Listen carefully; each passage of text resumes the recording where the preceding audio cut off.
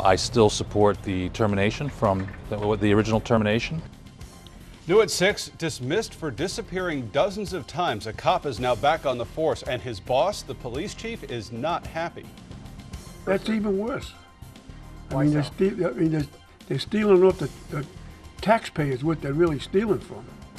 Stealing from taxpayers and stealing from kids. Tonight's 7 arrests in as many days for swiping thousands from the Lee County School District. New tonight, we take a look at the growing ring. And all new at 6, a woman makes a call for action to make sure she gets the refund she deserves. And in this economy, every dollar matters.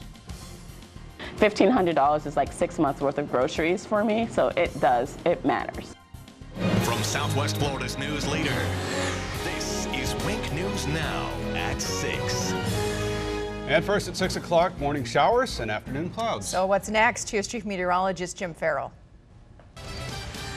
That's right. It's been cloudy but dry for most of us this afternoon. That is about to change as we're tracking some rain and some heavier rain coming in off of the Gulf of Mexico for parts of Lee, Collier County. The lighter edge should be arriving in the next hour. Some of the heavier rain, if it holds together, could come in between 7:30 and 8:30. And you can see a little bit of that light rain arriving now along the Lee Island coast down through the portion of a Collier County coast. Meantime, plenty of showers and storms farther north. These are not coming to Southwest Florida. The bulk of that moisture heading up towards the Tampa Bay area, but there's plenty more rain to talk about between now and the weekend. I'll do that when I come back.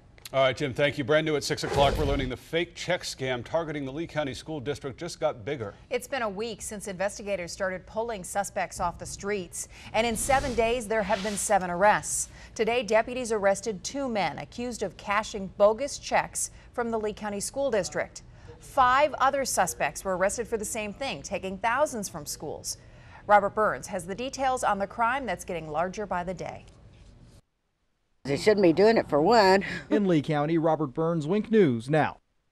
Well, the school district won't talk about an ongoing investigation. Deputies expect to make more arrests. I think it would be unwise for him to do that again. I don't think that would, I don't anticipate that happening.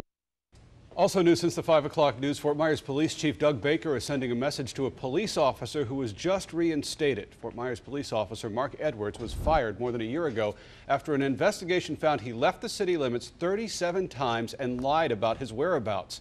Edwards appealed the firing, and an arbitration board found the police department's punishment was excessive, but the chief stands by his decision.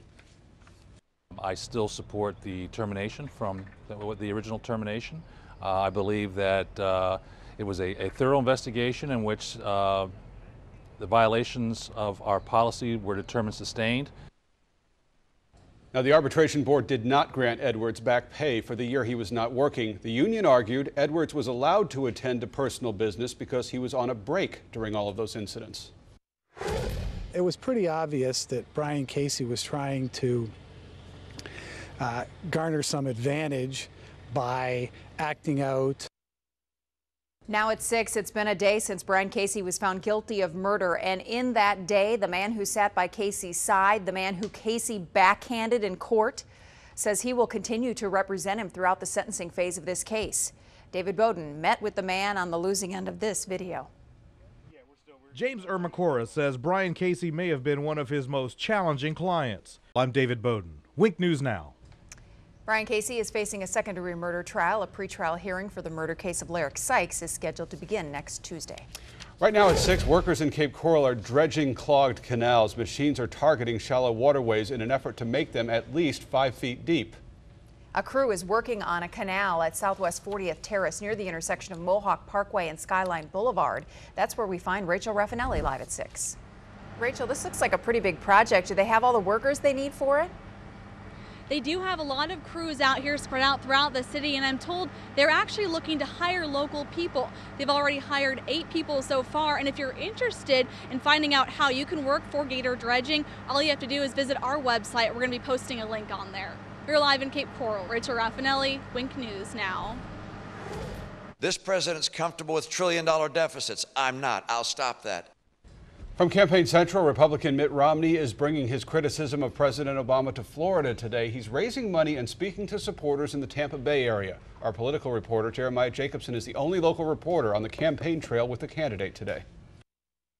Mitt Romney in St. Petersburg Wednesday. We're in St. Petersburg. Jeremiah Jacobson, Wink News Now. Jeremiah, thanks. The president also spoke about the economy today at a D.C. deli. President Obama stopped in to pick up some hoagies on his way to a bipartisan meeting with Capitol Hill leaders today and to make his pitch for Congress to support his economic plan.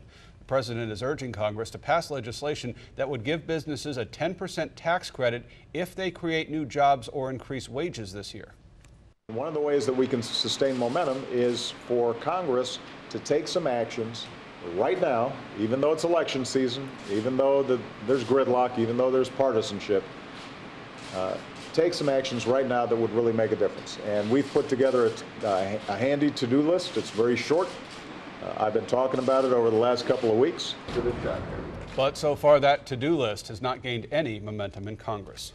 New at 6, some good news for 2 local charities tonight. CCMI, Community Cooperative Ministries, Inc., as well as the Harry Chapin Food Bank will split $50,000 in grants from Walmart's Fighting Hunger campaign. Your votes made this happen.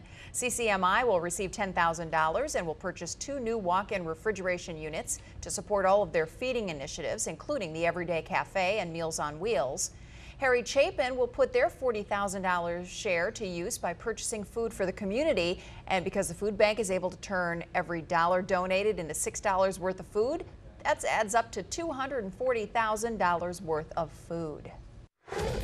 I kind of took it as I just learned a lesson and lost $3,000.